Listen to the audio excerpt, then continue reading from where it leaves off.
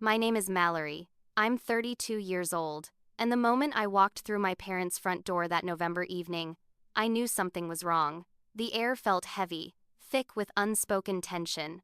I'd driven 3 hours from Boston to their house in suburban Connecticut, bringing an expensive bottle of wine and a gift basket from that fancy store downtown. My younger sister Brielle sat at the dining table, twirling her fork with a smirk I'd seen 1,000 times before. Mom barely looked up when I entered. Dad grunted something that might have been hello. When I offered to help pay for their roof repairs over dinner, everything exploded. My father's hand slammed down on the table, hard enough to make the dishes jump, and he looked me dead in the eye and said those words I'll never forget.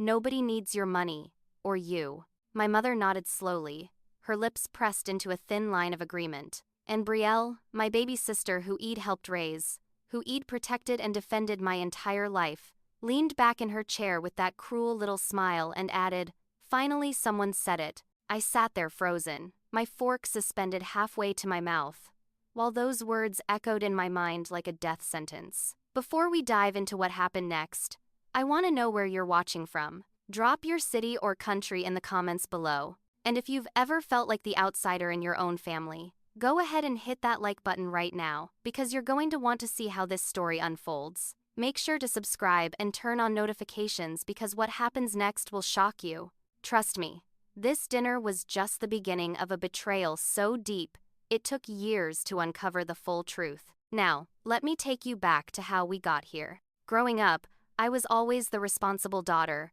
the one who got straight A's, the one who never caused trouble, the one who helped mom with dishes and kept track of Brielle when she was little. I put myself through college with scholarships and worked 3 jobs simultaneously, sleeping maybe 4 hours a night, living on instant ramen and determination. Meanwhile, Brielle was the fun one, the social butterfly, the daughter who could do no wrong in our parents' eyes. The favoritism wasn't subtle.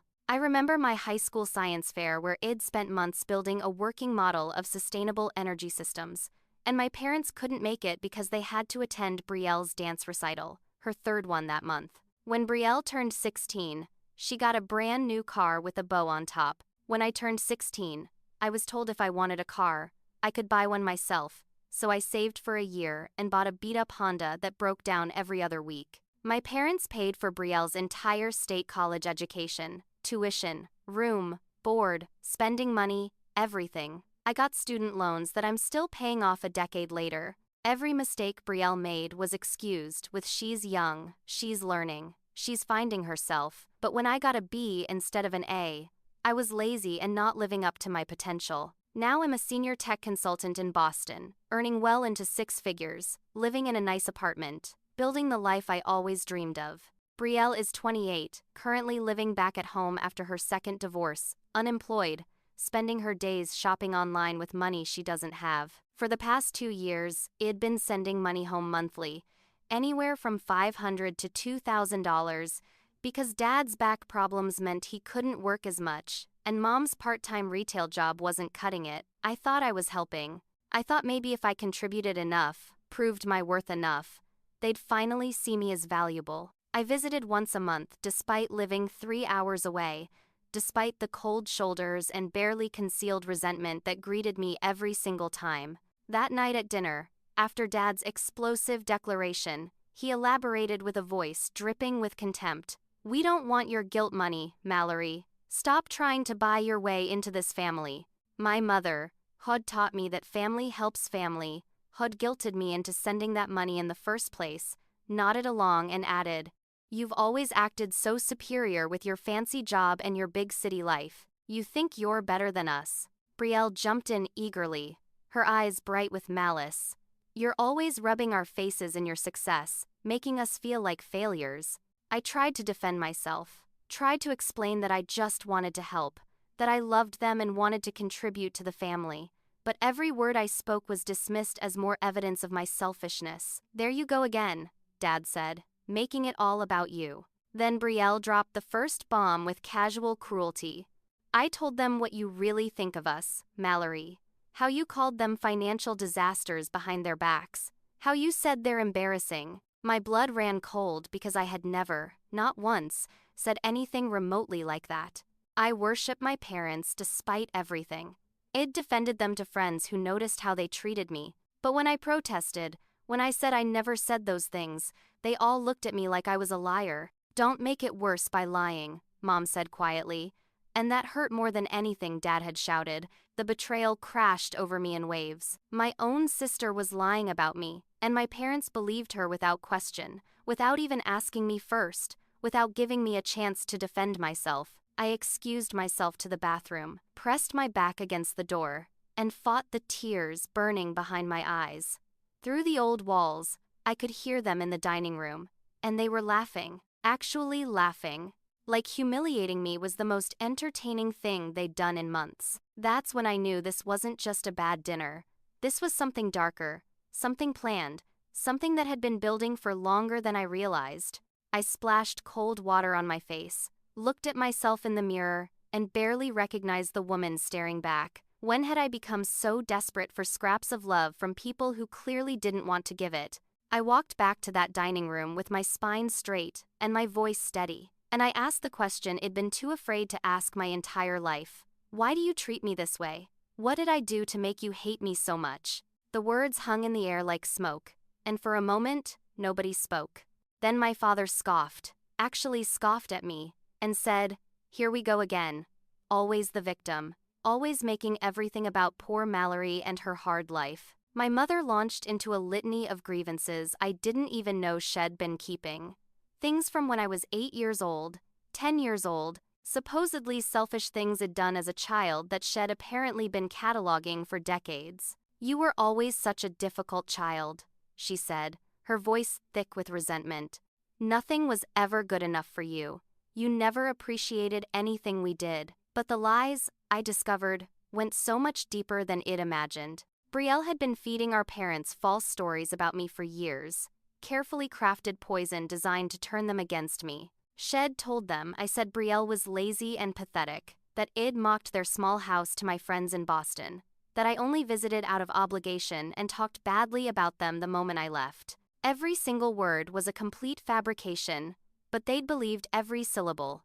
I pulled out my phone with shaking hands and started scrolling through texts, through photos, through my social media where I'd posted nothing but loving things about my family. "Look," I said desperately, "I never said any of this. Here is proof. Here are messages where I'm defending you, where I'm talking about how much I love you." But my father wouldn't even look at the screen. "You probably faked all that," he said dismissively. "You're smart enough to cover your tracks." Brielle smiled that sweet, innocent smile she'd perfected over 28 years, and said softly, "I would never lie about my own sister. That would be horrible." Then she added more poison to the well, claimed that I'd tried to sabotage both of her marriages by telling her ex-husbands terrible things about her, painting her as unstable and manipulative. "That's why my marriages failed," she said, her voice breaking beautifully, tears forming in her eyes on command. "Because you couldn't stand to see me happy." Our parents ate it up, their faces hardening with renewed anger toward me. Nothing I said mattered. Every defense I mounted was twisted into further evidence of my guilt. Then came the revelation about the money, and this one hit me like a physical blow. My father leaned back in his chair with his arms crossed, and told me that the money I'd been sending, the $20,000 over 2 years, the money I'd scraped together by taking on extra projects and skipping vacations, had been insulting. "We never asked for your charity," he said coldly. My mother added, her words carefully chosen to wound, "We gave all of it to Brielle. She actually deserves help. She's been through so much, and she needs support. Not like you with your fancy job and your easy life." $20,000. Given to Brielle for shopping sprees and weekend trips and manicures and whatever else she wanted while I'd worked myself to exhaustion thinking I was helping my struggling parents keep their house. But the real reason for this dinner, the actual purpose behind inviting me here, finally emerged. Brielle had orchestrated this entire evening specifically to push me completely out of the family. She'd convinced our parents to sign over inheritance rights early, to cut me out now rather than wait until they passed away. Everything, the house worth $450,000, their retirement accounts totaling another $300,000, the life insurance policies worth $200,000 more, all of it was being transferred to Brielle. because, as Mom put it, she needs it more than you do. And they wanted me to sign away my rights tonight, right now.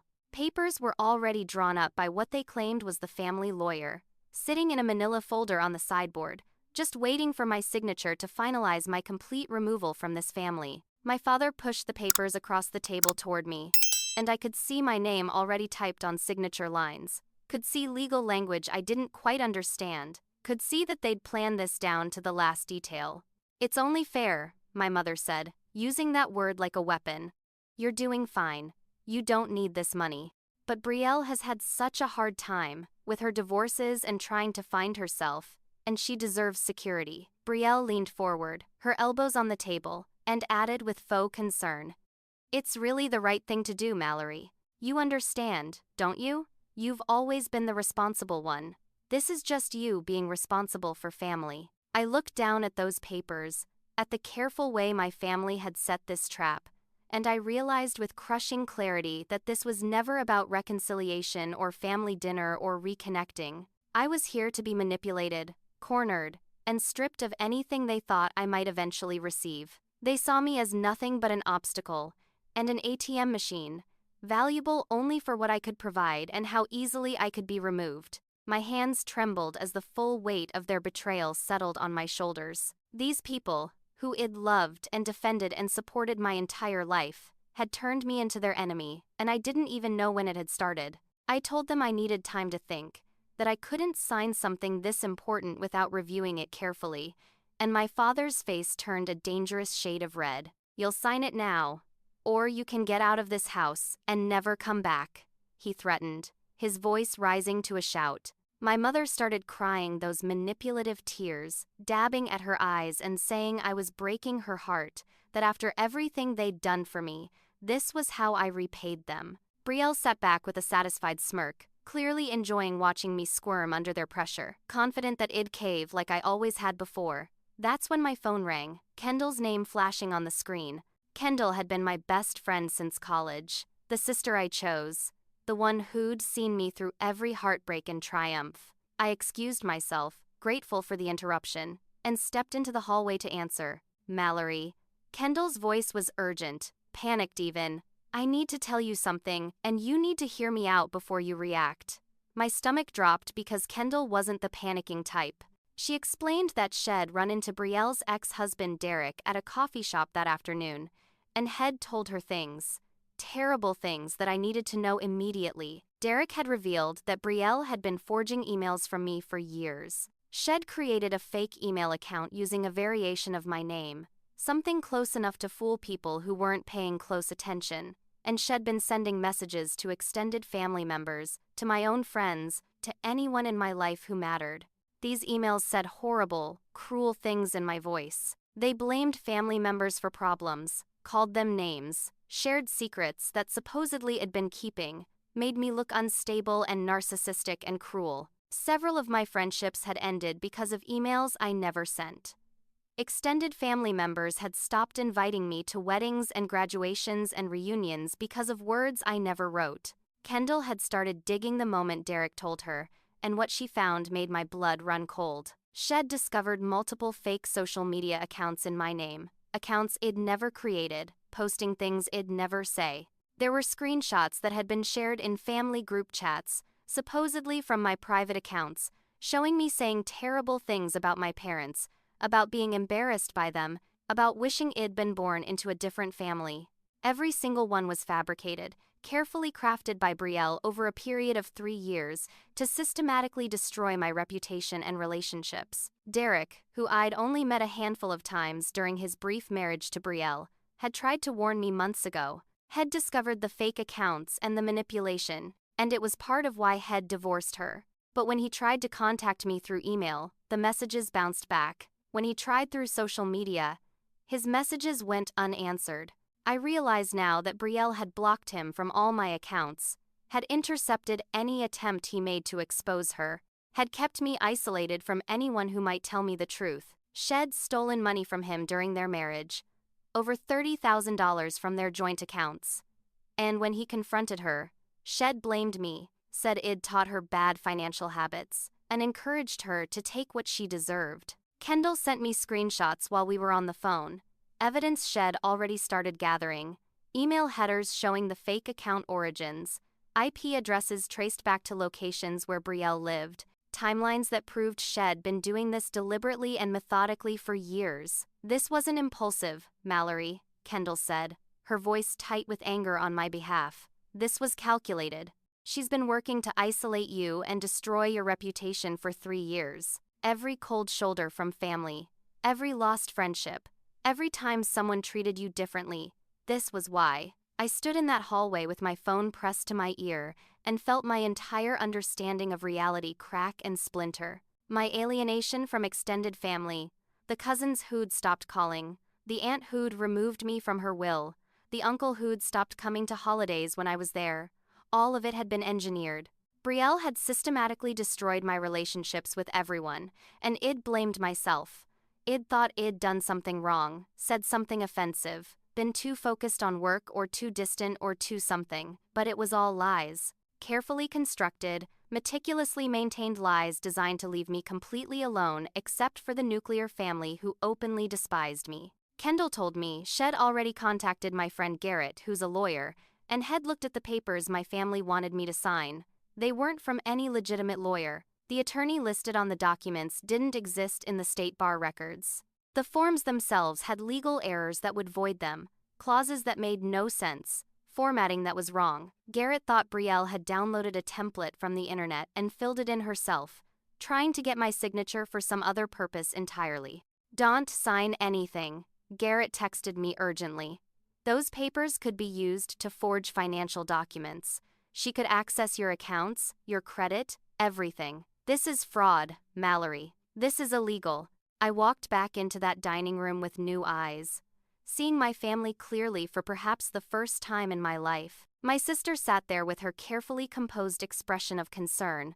The master manipulator Hode spent years destroying me piece by piece. My parents looked at me expectantly, waiting for me to cave to their pressure like I always had, not knowing I'd just discovered the depth of the lies that'd been fed. And I realized that this wasn't just about inheritance or money or family dynamics. This was about something darker, something criminal, something that had been building toward this moment when Brielle would finally eliminate me from her life completely. I sat back down at that table with a calmness I didn't feel, every nerve in my body screaming at me to run, but I needed to understand the full scope of what was happening. My family mistook my composure for submission, and I watched relief and satisfaction cross their faces. Brielle practically glowed with her perceived victory, already counting the inheritance money she thought Shed secured. My father pushed the papers closer to me, and my mother reached across to pat my hand like I was a good daughter finally doing the right thing. I picked up the papers and made a show of reading them carefully, taking my time with each page while my family grew impatient. "Just sign it, Mallory," my father said gruffly. "It's not that complicated." But I had questions now. Innocent-sounding questions about the specifics of the estate, asking them to explain exact amounts and account numbers and property values. They answered readily, probably thinking transparency would make me more likely to sign, not realizing I was documenting everything. The house was worth $450,000, they confirmed. The retirement accounts totaled $300,000. Life insurance policies would pay out $200,000. Over $900,000 total, all of it going to Brielle, all of it being signed away from me forever if I put my name on these fraudulent documents. As they talked, more truth spilled out. They'd actually changed their will 6 months ago, had gone to a real lawyer and removed me entirely, made Brielle the sole beneficiary and executor. This dinner wasn't even legally necessary. I was already cut out, but they wanted me to sign away any right to contest it. Wanted me to give up any legal avenue I might have to challenge their decision. The papers included clauses about me agreeing never to sue the estate, never to claim any portion, never to challenge any decision Brielle made as executor. I photographed every page with my phone while pretending to read closely, sending them to Garrett and Kendall, building my evidence. Garrett's response came through quickly, a series of texts that confirmed my worst fears. The documents were fraudulent, the notarization was fake, and the clauses were designed not just to cut me out of inheritance, but to get samples of my signature that could be used for identity theft. Brielle wasn't just after the family money. She was after my money, my credit, my entire financial identity. With the right signature samples, she could forge loan documents, open credit cards, take out mortgages, destroy my credit and my savings while making it look like I'd done it myself. I stalled for more time, said I wanted to call the family lawyer directly to discuss some of the clauses, and my father's reaction told me everything. He refused immediately, became hostile, said I either signed right now or I could leave and never come back. My mother wailed about betrayal and disrespect, about how I was making this so much harder than it needed to be. Brielle watched me with calculating eyes, and I could see her mind working, trying to figure out if I suspected anything or if I was just being my usual careful self. Meanwhile, Kendall was moving fast. She'd already gotten Garrett on a video call. They were preparing documentation, reaching out to Derek for his testimony, building a case. Within an hour of that phone call, they'd compiled evidence of fraud, defamation, identity theft attempts, harassment. They'd contacted other family members who'd received those fake emails, and several were already coming forward with screenshots and stories. The web Brielle had spent 3 years weaving was starting to unravel, and she had no idea. My father stood up abruptly, pointed to the door, and delivered his ultimatum: sign those papers right now, or get out of this house and never come back. You're either part of this family or you're not, and it's time to choose. My mother clutched her chest dramatically, playing up her fragile health, saying the stress was too much, that I was literally going to give her a heart attack with my stubbornness. Brielle leaned forward eagerly, her eyes bright with anticipation, certain she was about to watch me break down and surrender like I had so many times before in our childhood. Instead, I stood up calmly, collected my coat from the back of my chair, and placed the unsigned papers carefully in my purse. I'll have my lawyer review these, I said, in a voice that didn't shake despite the adrenaline coursing through me. My father exploded, his face turning purple, calling me ungrateful and selfish and cruel. My mother's wailing increased in volume, her accusations flying like arrows. But I kept walking toward the door, kept putting one foot in front of the other, kept moving toward freedom. Brielle rushed after me, grabbing my arm hard enough to leave marks, her carefully maintained mask slipping for just a moment. "You're really choosing money over family?" she hissed, and the irony was so thick I almost laughed. I looked her directly in the eyes, saw the calculation there, the cruelty, the complete lack of remorse, and I said clearly, "No, Brielle. I'm choosing truth over lies." I pulled my arm from her grip and walked out that door, hearing them screaming behind me, hearing my mother sobbing, and my father cursing, and Brielle's voice rising above it all, shrieking about betrayal and abandonment. I got in my car with shaking hands, locked the doors, and sat there for a moment in their driveway with tears streaming down my face. Not tears of sadness, though there was grief there too, but tears of rage and relief, and the overwhelming realization that I'd just walked away from my entire family. My phone started ringing immediately. All of them calling, leaving voicemails that ranged from pleading to threatening. I didn't answer. I just started the engine and drove away from that house, away from those people, toward the life I was going to build without them. I drove straight to Kendall's house with my hands still shaking on the steering wheel, and she was waiting on the porch before I even parked. She'd already set up a war room in her dining room. Laptop open, legal pads ready, wine breathing on the counter. Garrett was there via video call, his face serious but supportive, and had already started building our case. We spread out everything. The fake papers, the screenshots Kendall had found, the evidence Derek had saved, and started organizing it into a timeline that showed 3 years of systematic fraud and defamation. Garrett explained my legal options carefully, walking me through each possibility. I could file a defamation lawsuit against Brielle for the fake emails and social media accounts. We could pursue fraud charges for the fake legal documents. The identity theft attempts were criminal, potentially federal crimes depending on how far they'd gone. I could get a restraining order based on the harassment and stalking behavior. Each option felt both empowering and terrifying, because taking legal action against my own sister meant accepting that my family was truly gone. Derek arrived within an hour, bringing a box of evidence he'd been saving since his divorce. Inside were printed emails showing Brielle's confessions, screenshots where she admitted to creating fake accounts, financial records documenting the money Shed stolen from him, text messages, where she explicitly blamed me for teaching her these behaviors. He looked exhausted and sad as he laid it all out, explaining how Brielle had isolated him from his friends and family during their marriage, how Shed constantly played the victim while systematically destroying every relationship he had. "I should have warned you sooner," he said, his voice heavy with guilt. "I tried, but Shed blocked me from every way to reach you. I'm so sorry." His testimony was damning. He described how Brielle had created her first fake email account in my name during their marriage, how Head caught her writing cruel messages while pretending to be me, how Shed laughed when Head confronted her about it. Shed told him I deserved it, that Id had everything handed to me my whole life while she struggled, that it was only fair she took me down a few notches. Shed stolen $30,000 from their joint accounts over 6 months, and when Derek discovered it, Shed claimed Id advised her to do it, said Id told her she deserved to take whatever she wanted from him because he wasn't treating her right. As we documented everything, more people started coming forward. Kendall had put out careful feelers to extended family members, and my cousin Preston was the first to respond. He sent over emails Head received 3 years ago, supposedly from me, saying horrible things about him, calling him a failure and an embarrassment to the family. The emails had convinced him to stop making payments on a loan Id co-signed for him, which had destroyed my credit score. Id never understood why Head suddenly stopped paying, had blamed myself for trusting him. But now I knew it was Brielle's manipulation that had caused it all. My Aunt Sloane, my father's aunt who'd helped raise him, reached out next. Shed received similar emails 2 years ago, messages that seemed to come from me saying cruel things about the family, criticizing everyone, playing superior.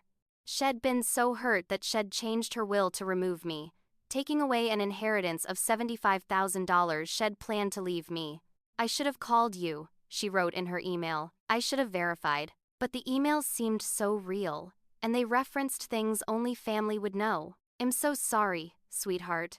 I never should have believed them without talking to you first." The pattern became crystal clear as more evidence piled up. Brielle had systematically isolated me from everyone over 3 years, creating a false narrative of me as cruel and narcissistic and unstable. She'd done it carefully, strategically, targeting people one by one, using information she had access to as my sister to make the fake communication seem authentic, all while playing the sweet victim in person, the innocent sister who loved me but was so hurt by my behavior, the golden child who could do no wrong while I was painted as the family villain. Garrett ran my credit report with my permission, and what we found made my stomach turn. There were credit inquiries I'd never authorized. 3 credit cards opened in my name at various stores, attempts to open bank accounts, applications for personal loans. The most recent attempt had been just 2 weeks ago, an application for a $50,000 personal loan that had thankfully been denied due to my debt-to-income ratio. Brielle had started small 6 months ago with store cards, testing the waters, and had been escalating ever since. The total fraudulent charges approached $15,000, all in my name, all destroying my credit while she spent money She'd never have to repay. We contacted Detective Harrison Vale, who specialized in family fraud cases, and he agreed to meet with us the next morning. I sent him everything we'd compiled, and within 2 hours, he called back with confirmation that we had a strong case for multiple criminal charges: identity theft, fraud, forgery, defamation, harassment. He wanted to build the case carefully before approaching Brielle, needed more documentation, needed to trace every fake account definitively back to her. "Don't engage with her," he warned. "Don't respond to calls or texts. Just let her keep digging her own grave." Meanwhile, my phone was exploding with messages from my family. My parents calling every 20 minutes, leaving increasingly angry voicemails. My father threatening to sue me for emotional distress. My mother claiming I'd given her chest pains and if she died it would be my fault. But it was Brielle's messages that showed her true nature. She started sweet, texting, "Please come back. We can talk about this calmly." When I didn't respond, she turned manipulative. "Mom's having health problems because of you. Please think about what you're doing to this family." Then aggressive, "You're going to regret walking away from us." And finally, threatening, "I'll make sure everyone knows what you really are. You'll have nobody left." I saved every single message as evidence, forwarded them all to Detective Vale, and watched as the case against my sister grew stronger by the hour. Kendall stayed up with me all night, making lists, organizing documents, being the sister I should have had all along. Derek offered to testify in any legal proceeding, said he wanted to help stop Brielle from hurting anyone else the way Shed hurt both of us. Garrett prepared cease and desist letters, restraining order applications, the beginning of a civil lawsuit for defamation and damages, and slowly, painfully, my chosen family rallied around me, while my blood family tried to tear me down from a distance. By morning, 5 more extended family members had confirmed receiving fake emails from me over the past 3 years. Aunt Sloane started making calls herself, rallying the family members who'd been manipulated, helping them see how they'd been deceived. A coalition was forming. People who'd been hurt by Brielle's lies and were ready to speak truth. My cousin Preston organized a group message with others who wanted to support me, wanted to make amends for believing the lies without verification, wanted to help expose what had been done. For the first time in years, I felt like maybe I wasn't completely alone after all. 3 days after I walked out of that dinner, I was staying at Kendall's house, having taken emergency leave from work, keeping my location private, because I genuinely didn't know how far Brielle would go. My neighbor Freya from my apartment building texted me a warning that morning. Brielle had shown up at my building, had tried to convince the building manager to let her into my apartment, claiming there was a family emergency and she was desperately worried about me. The manager, thank goodness, refused without my explicit permission and asked Brielle to leave. But Freya said my sister had stood outside the building for over an hour, staring up at my windows, pacing back and forth, before finally driving away. That same day, Brielle launched her social media offensive. She created a long, emotional Facebook post about having a toxic sisterhood abandon the family in their time of need. She didn't name me explicitly, but she didn't have to. Everyone who knew us would know exactly who she meant. She claimed Id, stolen from the family, and then blamed her for it. Said Id cut off our elderly parents financially and emotionally, painted herself as the devoted daughter, trying to hold everything together while her cruel sister destroyed them. The post went viral among our mutual acquaintances, getting hundreds of reactions and comments, people expressing sympathy and outrage on Brielle's behalf. But my real friends saw through it immediately. They started commenting with support for me, pointing out inconsistencies in Brielle's story, defending my character. Brielle deleted their comments as fast as they appeared and blocked anyone who questioned her narrative. That act alone made her look suspicious to anyone paying attention. Several people took screenshots before their comments disappeared, documenting her attempts to control the narrative and silence dissent. The more she tried to manipulate the conversation, the more obvious her manipulation became. My parents joined her campaign, posting their own vague messages about the heartbreak of having an ungrateful child, sharing articles about elder abuse and family betrayal. My father tagged extended family members in posts designed to turn everyone against me, trying to force people to choose sides. Some family members initially believed them, offering sympathy and support, but Aunt Sloane stepped in with her own public post. She explained calmly that she'd been deceived by fake emails, that she was now investigating fraud against me, that she was urging everyone to question what they'd been told and not rush to judgment. Other family members started commenting on her post, admitting they'd received similar emails, beginning to piece together the truth.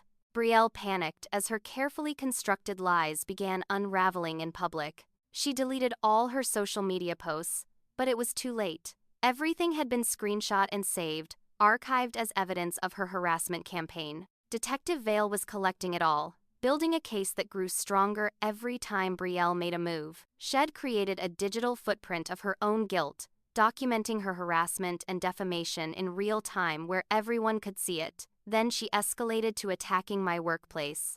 She called my employer's main line and spoke to someone in HR, making serious allegations that I'd embezzled money from a family business, claiming I was under investigation, trying to get me fired. My HR director, Miles, called me immediately, concerned and confused, because our company records showed I had no family business connections at all. There was nothing to embezzle from. He told me that company policy required documenting the complaint but that it had no merit, and he strongly suggested I file a police report to protect my job and reputation. Someone is trying very hard to destroy your life, Miles said carefully. You need to protect yourself legally. I went straight to Detective Vale with this new information, and his face hardened as I explained what Brielle had done. False reporting to an employer with intent to cause harm to someone's livelihood? That's another charge we can add, he said, making notes. Shay's escalating, getting desperate, making mistakes. We have more than enough now to press charges. He explained that we had documented identity theft, fraud attempts totaling over $20,000 when you included the fake credit cards and loan applications, forgery of legal documents, defamation, harassment, false reporting.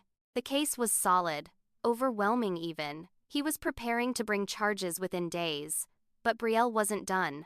She tried one more time to open a major loan in my name, this time at a different bank for an even larger amount. The bank called to verify my employment and income, standard procedure, and I confirmed immediately that this was fraud. The bank employees sounded shocked, said they'd be filing their own police report, that this was a serious crime. Another nail in Brielle's coffin. Another piece of evidence showing her deliberate, repeated attempts to steal my identity and ruin my credit. My parents remained in complete denial through all of this. Brielle had convinced them that I was framing her, that I'd somehow fabricated all this evidence out of jealousy and spite. They refused to look at the proof, refused to acknowledge the IP addresses and digital trails that led directly back to their younger daughter.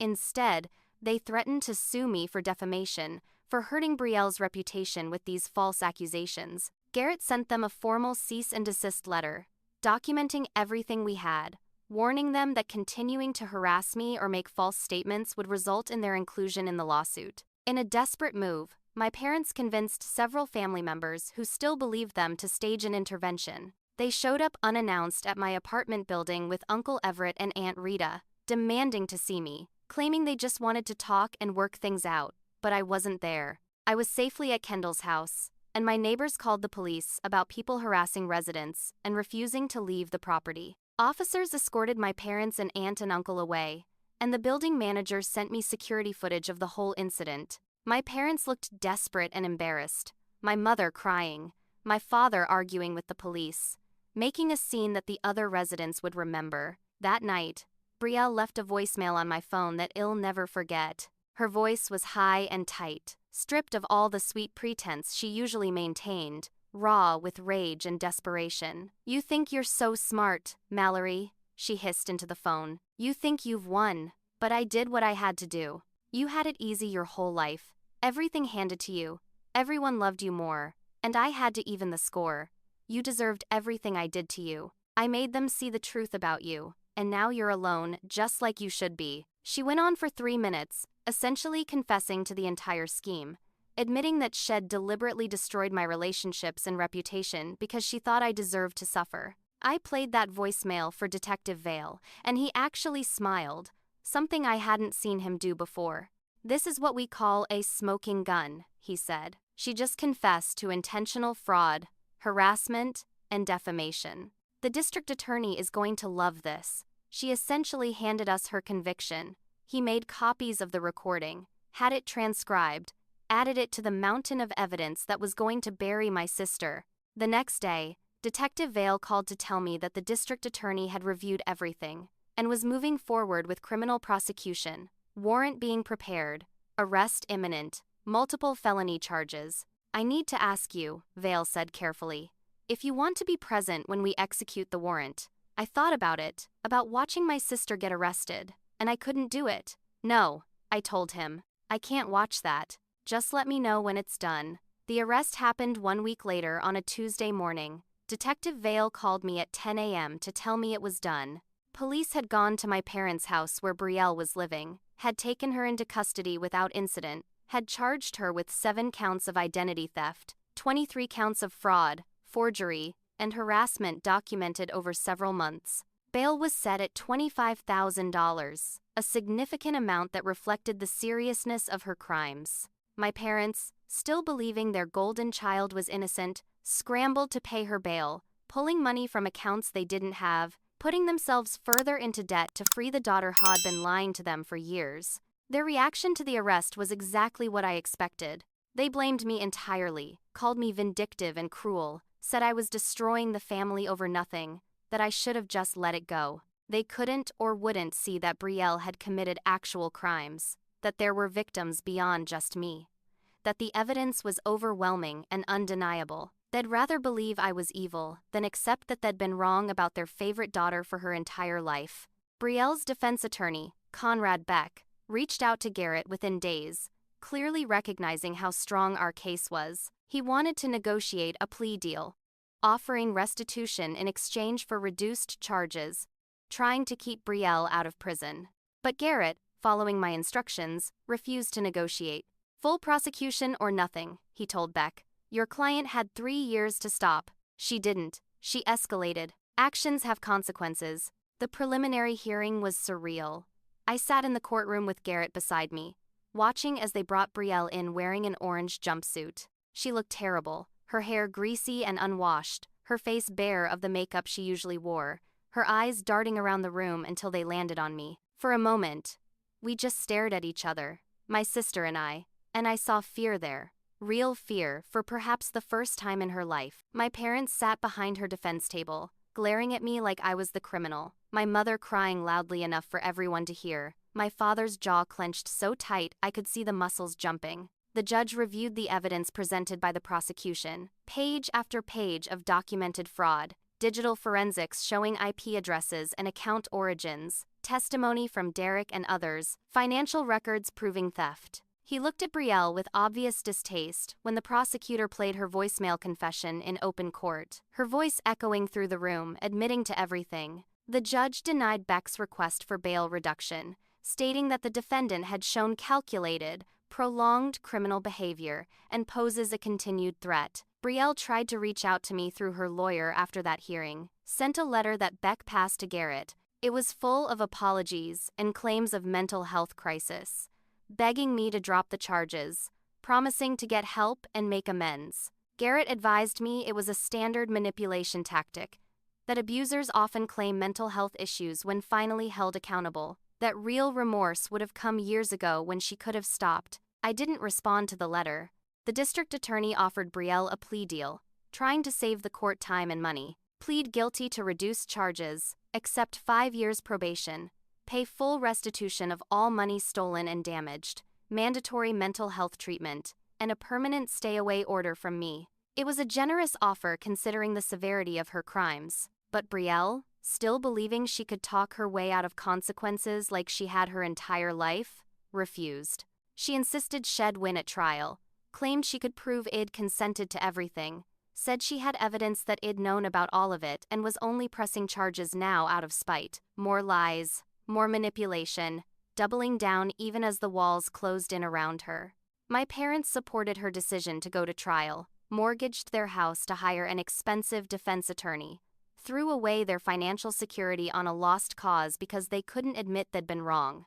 Aunt Sloan tried to reason with them, showed them the evidence, explained that Brielle had confessed on tape, but they wouldn't listen. They'd rather lose everything than accept reality. The trial preparation took months of my life.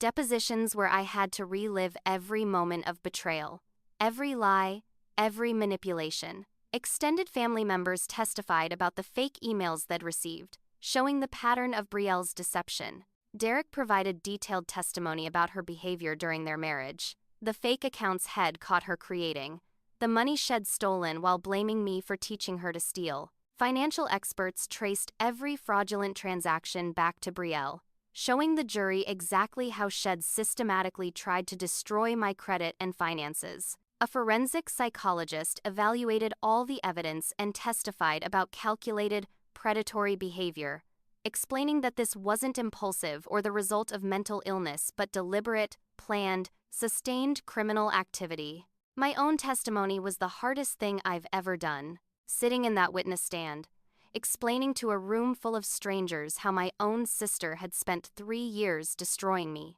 how my parents had believed every lie she told, how Id lost relationships and opportunities because of her fabrications. I had to talk about the dinner where they told me nobody needed me, about discovering the fraud, about the fear it felt when I realized how far she'd gone. My voice broke several times, and I had to pause to collect myself.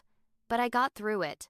I told the truth clearly and completely, and when Brielle's attorney tried to paint me as a jealous sister seeking revenge, Garrett's cross-examination destroyed every insinuation with cold, hard facts. Brielle's defense was pathetic. Her lawyers tried to claim I'd known about the identity use, that Wed had some kind of agreement that I was now denying. They brought my parents to testify as character witnesses, and watching them sit there and lie about me, claim I'd always been troubled and vindictive, was almost more painful than anything Brielle had done. But Garrett's cross-examination revealed all the contradictions in their testimony, showed that they'd never questioned Brielle's stories, had no actual evidence of any agreement, were simply repeating what Shed told them to say. The jury deliberated for only 4 hours. When they came back, the foreman's face was set in lines of disgust. The verdict was read clearly: guilty on all counts. Identity theft, fraud, forgery, harassment, every single charge. Brielle's face crumpled, and she started crying. Real tears this time. The kind that come when you finally realize you're not going to escape consequences. My parents rushed toward the barrier, my mother screaming at me across the courtroom, my father shouting that I'd destroyed their lives. Security had to remove them, and the media cameras caught everything. My family's complete meltdown broadcast for everyone to see. The judge ordered Brielle taken into immediate custody, no bail pending sentencing. As they led her away in handcuffs, she looked back at me one more time, and there was no remorse in her eyes, only hatred. Shed learned nothing. She was still convinced she was the victim in all this, that I'd somehow wronged her by refusing to let her destroy me without consequences. My parents were escorted from the courthouse by security, both of them screaming at me until the doors closed, and I sat there in the suddenly quiet courtroom, feeling empty and exhausted and free all at once. 30 days later, we returned to court for sentencing. This was my opportunity to give a victim impact statement, to tell the judge exactly what Brielle's actions had cost me. I stood at that podium with a written statement in my shaking hands and spoke directly to the judge, not looking at my sister or my parents, just telling my truth. I described the years of systematic abuse, the relationships destroyed by her lies, the financial damage that would take years to fully repair, the credit score Shed demolished, the professional reputation Shed tried to ruin. I talked about the emotional trauma of discovering that my own sister hated me enough to spend 3 years methodically destroying my life. I explained the therapy I'd need, the trust issues I'd have to work through, the family I'd lost not because I'd done anything wrong but because I'd refused to be victimized anymore. I'm not asking for revenge, I told the judge, my voice steady, despite the emotions roiling inside me. I'm asking for justice. I'm asking for accountability.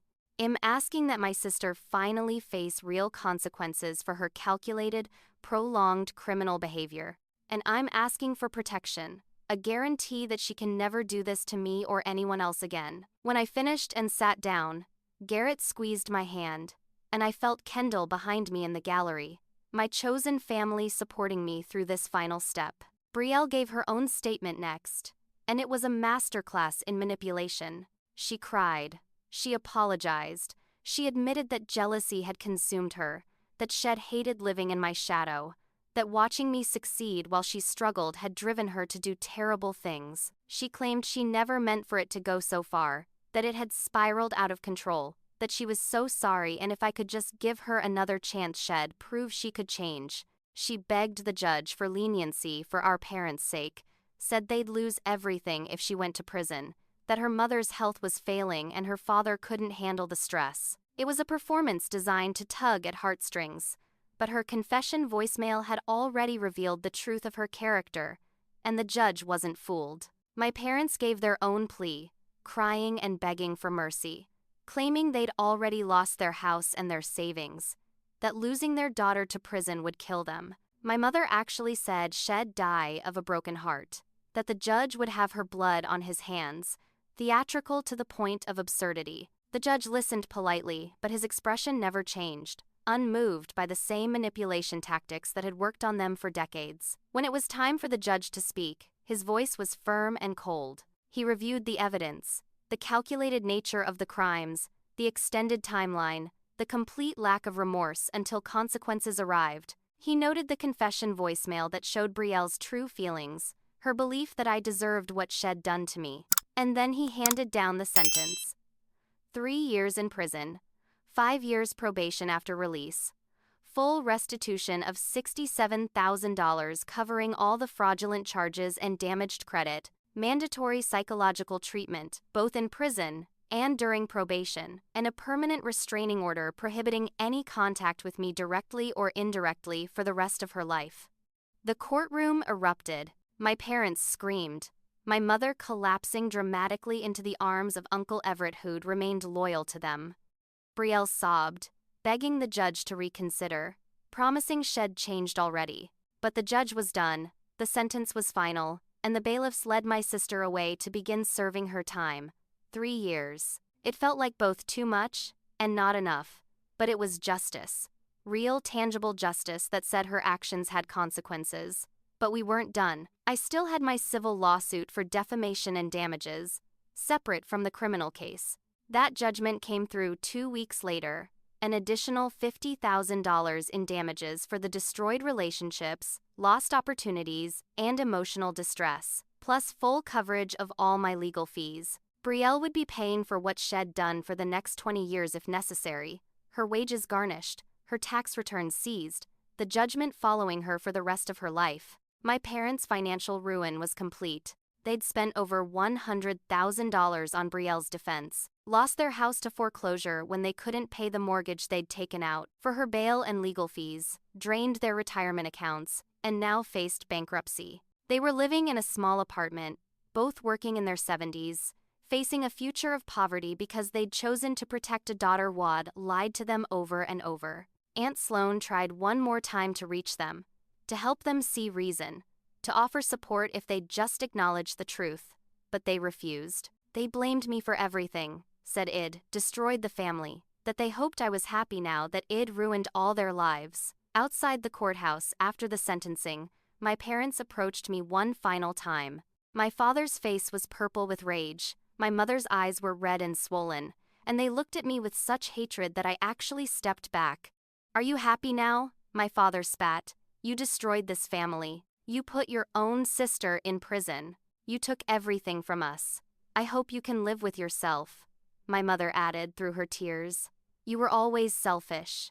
Always only thought about yourself. We should have known you'd turn on your own family like this. And I finally spoke the truth I should have said years ago. I didn't destroy this family, I said clearly, my voice not shaking despite my pounding heart.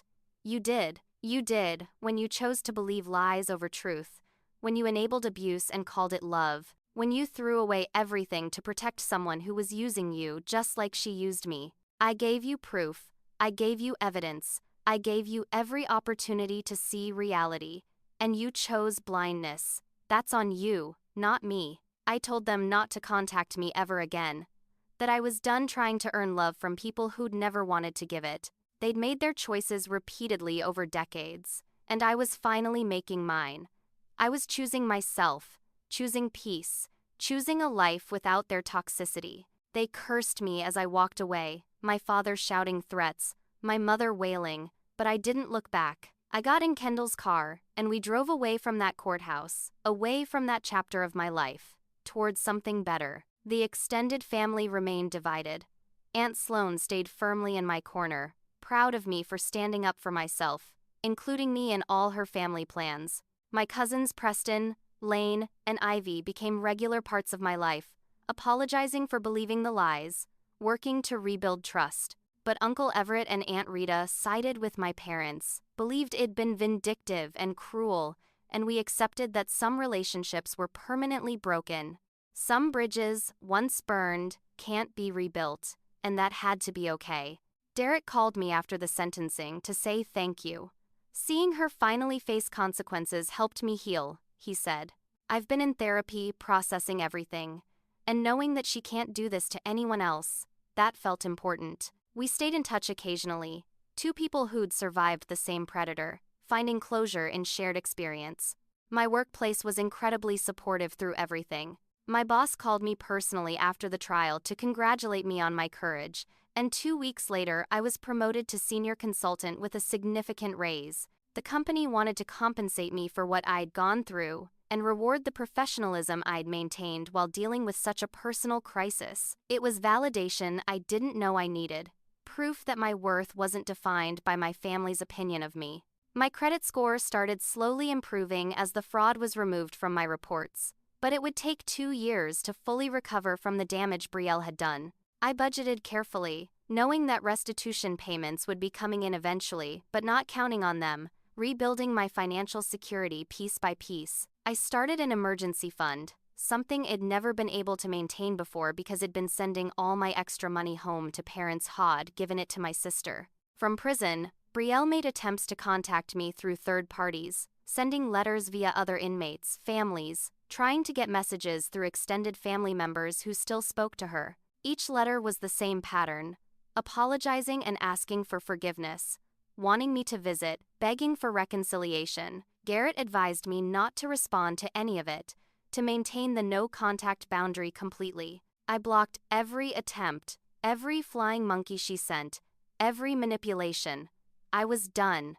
My parents continued their campaign of harassment through distant relatives, claiming I owed them for raising me, that I should drop the restitution requirement, that I should help them financially after what I'd done to them. The audacity was breathtaking. They'd bankrupted themselves to defend someone who'd committed crimes against me, and they thought I should pay for their choices. I blocked every relative who approached me on their behalf, made it clear that there would be no money, no reconciliation, no forgiveness until they acknowledged reality, which I knew they never would. I started therapy to process the childhood trauma I was finally recognizing, the scapegoat and golden child dynamic that had damaged me long before Brielle's fraud. My therapist helped me see that this pattern had been set when I was too young to remember, that I'd been groomed from birth to accept less than I deserved, to work harder for love that would never come, to excuse abuse as normal family dynamics. Understanding didn't make it hurt less, but it helped me stop blaming myself. Kendall remained my rock through everything. The sister I chose, the family that actually showed up. Her parents welcomed me into their holidays and celebrations, gave me the experience of unconditional love I'd never had from my own family. I learned what it felt like to be celebrated instead of tolerated, valued instead of judged, loved without conditions or requirements. I started dating again, cautiously, leading with honesty about my situation. And I met someone who wasn't scared off by my complicated history, who understood boundaries, who'd done his own healing work. Building something healthy and equal for the first time in my life felt revolutionary. 1 year after the trial, Brielle was still in prison serving her time. My parents were still struggling in their small apartment, barely surviving. The extended family was still divided, and I was thriving. I had a life I'd built on my own terms, surrounded by people who actually loved me. Successful in my career, finally at peace, and I had no regrets about standing up for myself, about refusing to be destroyed quietly, about choosing justice over keeping the peace. 2 years after the trial, I found myself living a life I'd barely dreamed possible, back when I was desperately seeking approval from people who'd never give it. I'd been promoted again at work, this time to vice president of the consulting division, leading a team of 12 talented consultants, earning more than double what I'd made during the trial. But more importantly, it achieved actual work-life balance, something that had seemed impossible when I was killing myself trying to prove my worth. I'd met Sullivan through mutual friends about 8 months after everything ended, and he was the first person I'd dated who knew my entire story from the beginning and wasn't scared off by it. He understood boundaries, respected my healing process, supported my decision to maintain no contact with my birth family. Our relationship was healthy and equal, the kind of partnership where we both showed up fully, where love wasn't conditional on performance or usefulness. For the first time in my life, I was in a relationship where I felt truly valued for who I was, not what I could provide. My chosen family had become everything to me. Kendall remained my best friend and sister of choice, the person who'd stood beside me through the worst of it and stayed to celebrate the best of it. Aunt Sloan was included in all my major life events, proud of the woman I'd become, apologizing occasionally for not seeing sooner how badly I'd been treated. My cousins, Preston, Lane, and Ivy were regular companions, people I could call for anything, relationships rebuilt on truth instead of manipulation. Even Derek remained an occasional friend, both of us having moved forward into healthier lives, bonded by surviving the same predator. Then Brielle was released from prison after serving 2 years with good behavior, and my probation officer, Marcia Quinn, contacted me to ensure I understood the terms of the restraining order. Any violation, any attempt at contact, direct or indirect, would send Brielle straight back to prison. I appreciated the call, but I wasn't worried. Id built a life she had no access to, surrounded by people who knew the truth and would protect me. My parents reached out again shortly after Brielle's release, sending a letter through Aunt Sloan because Id blocked them everywhere else. The letter was infuriating in its entitlement. They said they forgave me, that they were willing to move past everything, but they needed money for medical bills and living expenses. My father's health issues meant he could barely work. My mother was 73 and working retail, and Brielle was living with them, unemployed and unemployable with a criminal record. They needed help, and family should help family, and I was cruel if I refused. I wrote a response letter that I never sent, pouring everything I felt onto paper, all the anger and hurt and grief and betrayal. I wrote about how they'd chosen their golden child over truth, how they'd thrown away their security to defend someone who'd lied to them constantly, how they'd never once considered that maybe I'd been telling the truth all along. I wrote about the childhood favoritism, the loans I'd repaid while Brielle's debts were forgiven, the constant message that I was never quite good enough. And then, I burned that letter in my fireplace, watching the pages curl and blacken, letting go of the need for them to understand or apologize or change. My actual response was silence. Complete, total silence. Aunt Sloan gave me advice I'll always treasure. Not your circus, not your monkeys anymore, she said firmly. They made their choices, and now they're facing the consequences of those choices. You don't owe them rescue. You don't owe them anything.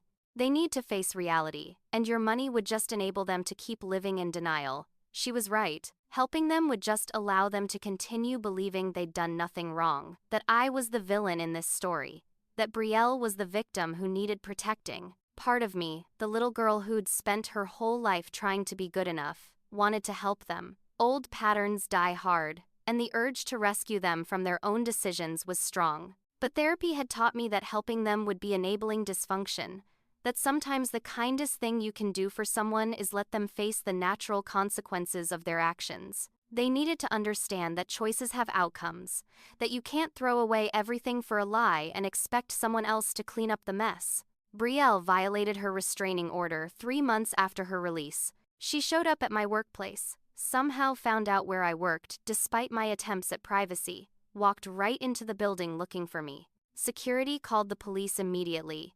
Officers arrived and enforced the restraining order, and Brielle was arrested right there in the lobby. Shed violated her probation, and the consequences were immediate.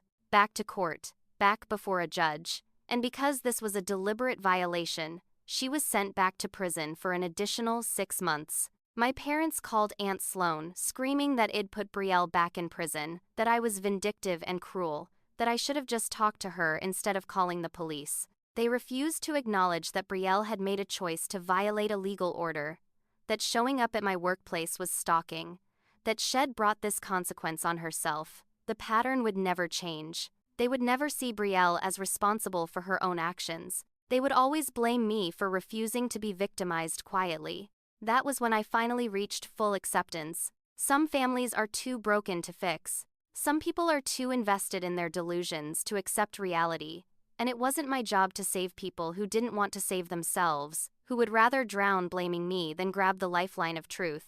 I had survived their toxicity, built a beautiful life without them, and that was enough. No contact wasn't punishment.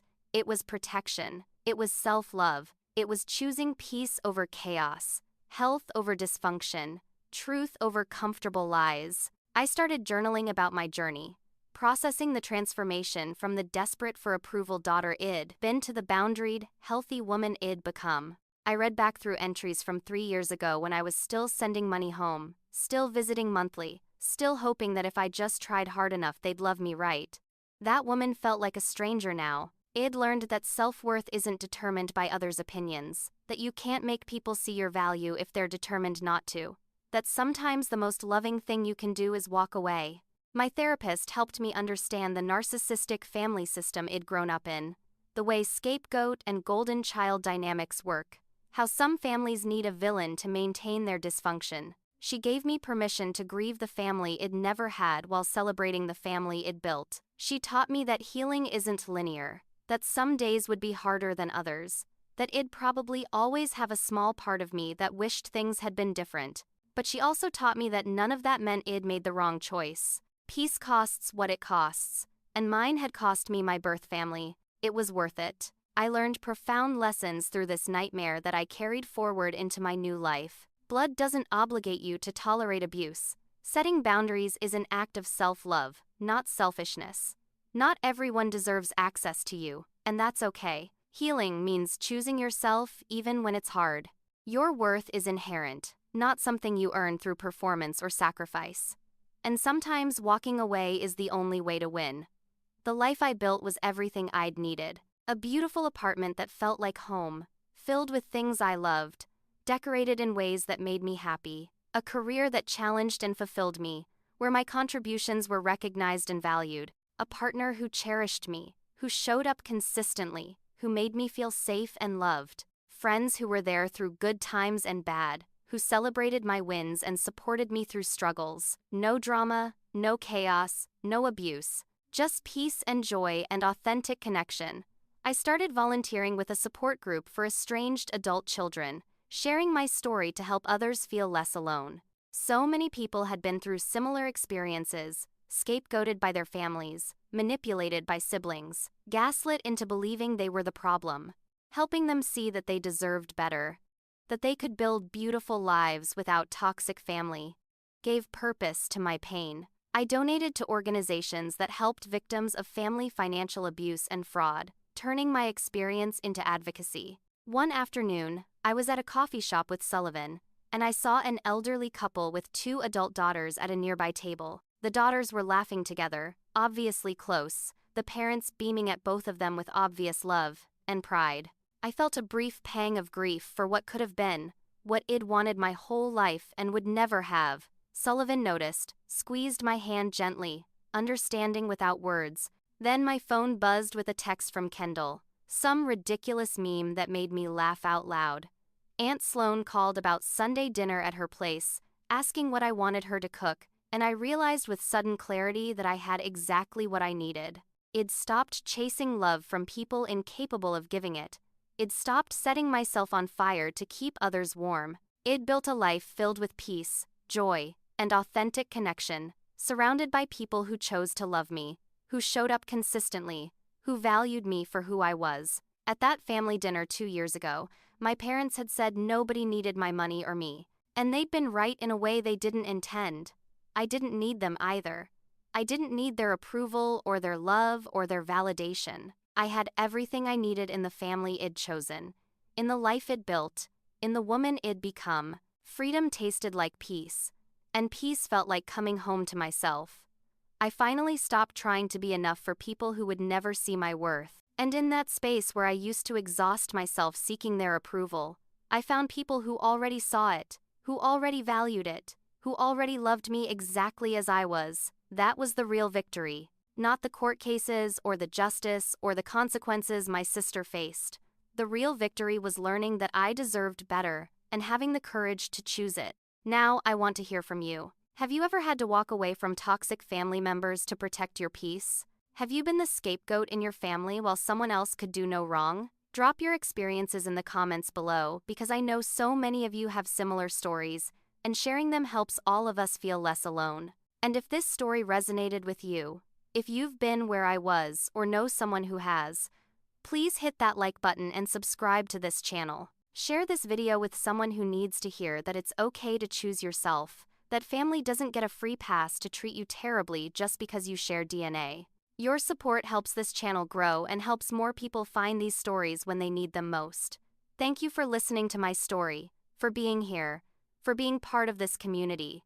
I hope wherever you are in your own journey, whether you're still in the thick of it or you've already found your peace, that you know you deserve love and respect and kindness. You deserve to be chosen, not tolerated. You deserve family that celebrates you, not tears you down. And if your blood family can't give you that, I hope you find the courage to build a chosen family that will. Wishing you all healing, peace, and the courage to choose yourself. You're worth it.